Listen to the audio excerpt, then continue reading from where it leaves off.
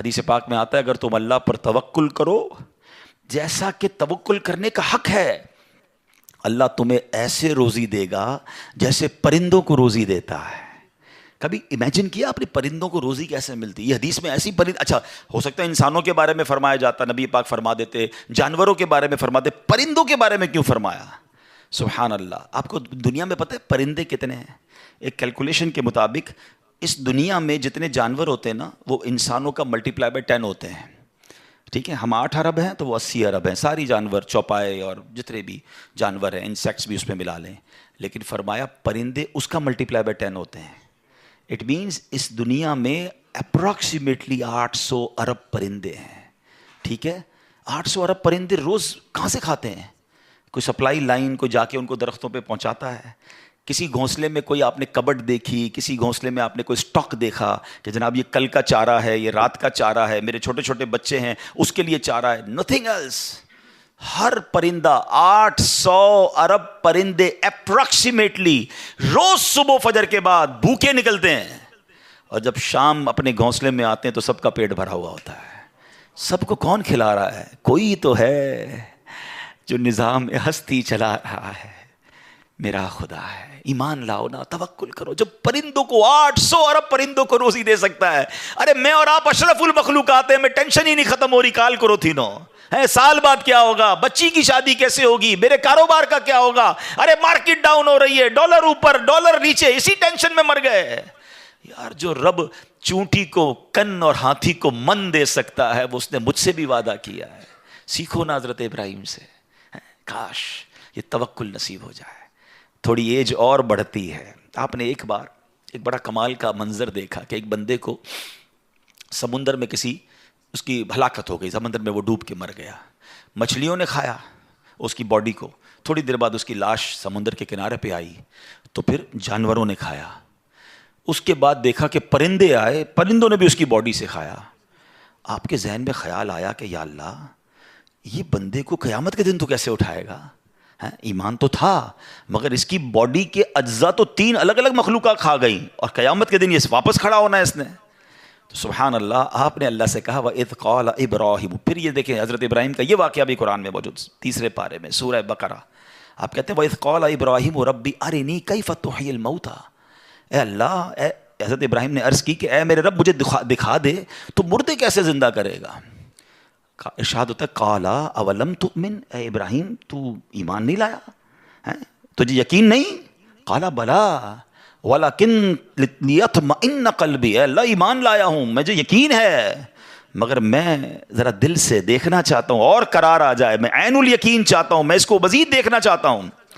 قَالَ فَخُذْ أَرْبَعَةً مِّنَ الطَّيْرِ، قرآن کہتا ہے رب نے فرمایا کہ اچھا 4 پرندے لے، فَصُرْهُنَّ إِلَيْكَ ثُمَّ اجْعَلْ عَلَىٰ كُلِّ جَبَلٍ، فرمایا اس کو اپنے ساتھ ہلا لے، اپنے ساتھ مانوس کر لے، پھر ان کا ایک ایک ٹکڑا پہاڑ پر رکھ دے، مِنْهُنَّ جُزْءًا ثُمَّ ادْعُهُنَّ يَأْتِينَكَ سَعْيًا، فرمایا پھر انہیں بلا، وہ تیرے پاس چلے آئیں گے پاؤں سے دوڑتے، وَاعْلَمْ أَنَّ اللَّهَ عَزِيزٌ حَكِيمٌ، اور جان رکھ اللہ غالب حکمت والا ہے۔ اب ہوا کیا، حضرت ابراہیم کو حکم ہوا کہ 4 پرندے لیں۔ اب آپ نے 4 پرندے الگ الگ لیے، مور لیا، کبوتر لیا، آپ نے مرغ لیا اور ایک گدھ لیا۔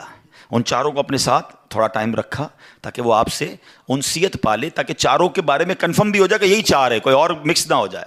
اس کے بعد آپ نے 4 کو ذبح کیا، 4 کا قیمہ بنایا اور 4 کا قیمہ مکس کر دیا، 4 کا الگ الگ نہیں، 4 کا ٹوٹل مکس کر دیا، اور اس کے چھوٹے چھوٹے پیس سمجھ لیں 4 پہاڑ پر رکھ دیے، الگ الگ پہاڑوں پر، اور 4 کی جو چہرے تھے یعنی ان کی کھوپڑیاں تھیں وہ اپنے پاس رکھی، اس کا قیمہ نہیں بنایا، یعنی ان کے سر آپ کے پاس ہیں 4 پرندے کے، 4 کا مکس قیمہ ہو چکا ہے، اور 4 الگ الگ پہاڑ پر رکھ دیے۔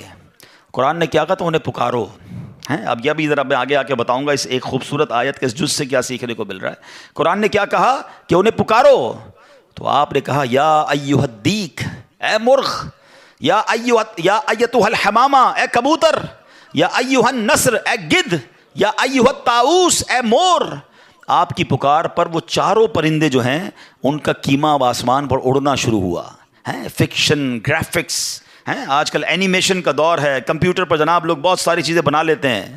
سنو 5000 سال پہلے قرآن میں یہ واقعہ موجود ہے کہ کیا ہوتا ہے، ان چاروں کا کیما اڑتا ہے، اور اب جس کا مرغ کا ہے وہ مرغ کی طرف، مور کا ہے تو مور کی طرف، کبوتر کا چاروں کے جسم پورے کمپلیٹ ہوتے ہیں، سر نہیں ہے، سر تو آپ کے پاس ہے نا، وہ چاروں پرندے بغیر سر کے دوڑتے ہوئے آپ کے پاس آتے ہیں، زندہ ہو جاتے ہیں مگر سر نہیں ہے، قریب آتے ہیں تو حضرت ابراہیم نے ان کا سر جو ہے وہ واپس ان کے پاس لگا دیا، سب سر بھی ان کا لگ گیا، آ کر دانا چگنے لگ گئے۔ حضرت ابراہیم نے اپنی آنکھوں سے مردوں کو زندہ ہونے کا واقعہ دیکھا اور آپ کے دل کو اطمینان اور قرار آیا، یہ میرا رب یہ ہے۔ کیسے ہیں کہتے ہیں کسی کو شیر کھا جائے، کسی کو مچھلی کھا جائے، کسی کی سمندر میں موت آ جائے، معاذ اللہ کسی کے پرخچے اڑ جائیں، کوئی آگ میں راکھ ہو جائے، میرا رب چاہے تو سب کو دوبارہ جسم ان کی تمام باڈی کو پھر کریٹ کرے گا اور وہ قیامت کے دن جمع ہوں گے۔ حضرت ابراہیم نے یہ اپنی آنکھوں سے دیکھا۔ حضرت ابراہیم علیہ السلام کے اس واقعے سے کیا سیکھنے کو ملا؟ پہلی بات، میرے رب کی قدرت کیسی ہے، ان اللہ علی کل شیء قدیر، ٹھیک ہے۔ دوسری بات، علماء کہتے ہیں صوفیانہ تفسیر اس کی لکھی گئی کہ 4 پرندے کیوں لیے گئے، کبوتر، مور، گدھ اور چوتھا مرغ۔ فرمایا ان چاروں کی نا ایک بری خصلت ہے، مرغ ہے اس کے اندر شہوت بہت ہے، جو کبوتر ہے اس کو اپنی اڑان پر بڑا ناز ہے، بڑا تکبر ہے، بہت اونچا اڑتا ہے۔ فرمایا گدھ جو ہے اس کا کیا پرابلم ہے، گدھ کے بارے میں فرمایا کہ وہ لالچی بہت ہے۔ اچھا، پھر اس کے بعد ایک اور پرندہ ہے مور، اس کو اپنی خوبصورتی پر بڑا ناز ہے، وہ خوبصورتی کی وجہ سے بڑا پراؤڈ فیل کرتا ہے۔ تو فرمایا یہ 4 بری عادتیں ہیں، اس کو ذبح کر کے یہ پیغام دیا گیا کہ اگر تم بھی اپنی اونچی اڑان، اپنے اونچے مرتبوں، اپنے اونچے مقام کا تکبر چھوڑ دو، اپنی خوبصورتی پر گھمنڈ کرنا چھوڑ دو، ہوس اور شہوت کے بعد اپنے آپ کو بچا لو، لالچ کر کے دنیا کے بال کے پیچھے بیڑا غرق اپنا نہ کرو، اگر ان عادتوں کو ذبح کر دو تو اللہ آج بھی تمہارے دل کو زندہ فرما دے گا۔ ان کو زندہ کیا نا، فرمایا ان عادتوں کو ختم کرو، رب تمہارے دل کو زندہ فرمائے گا اور اس میں نور داخل فرما دے گا۔ اور علماء نے اس کی صوفیانہ تفسیر یہ لکھی۔ اور اب ایک اور عقیدے کی بات بھی، کنفیوژن پھیلانے والے بہت کنفیوژن پھیلاتے ہیں، میں تو قرآن سے آج آپ سے بات کر رہا ہوں نا۔ اللہ نے کیا کہا کہ انہیں پکارو، وہ تو دنیا میں نہیں تھے پرندے، مر چکے تھے، کیما بن چکا ہے، کیما بنے ہوئے پرندوں کو رب کہہ رہا ہے پکارو۔ حضرت ابراہیم نے کیسے پکارا، یا ایھا الدیک، یا ایتھا الحمامہ، آپ کبوتر کو پکار رہے ہیں، آپ گدھ کو پکار رہے ہیں، قرآن کہہ رہا ہے پکارو اور نبی پکار رہے ہیں۔ آج کسی کو نہ جانے یا رسول اللہ سے پرابلم ہو جاتی ہے، کسی کو یا غوث پاک سے یا پرندوں کو پکار رہے، قرآن کہہ رہا ہے، تو اس کا مطلب دنیا سے اگر کوئی چلا بھی جائے تو اس کو پکارنے میں کوئی خدا نہ خواستہ پرابلم نہیں ہے۔ اللہ سمجھ کے تھوڑی پکارتا ہے کوئی، اللہ کے بندے سمجھ کر ہی پکار رہے ہیں نا، اللہ کی مخلوق سمجھ کر پکار رہے ہیں۔